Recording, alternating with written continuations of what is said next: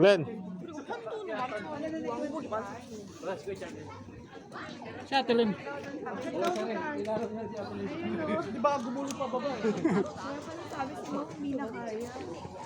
Taas naman pala eh. Sa baba. Kakapit tayo sa malalaki. Pagod na daw eh. Sabi ni Naraki. Solid kuya. Kaya? Alalain na kita. Jeff, kailangan natin lang ng poste. Manap na Buhat na natin si Ma'am Len. Jeff, dito ka sa likod, may kalang. Pangkala.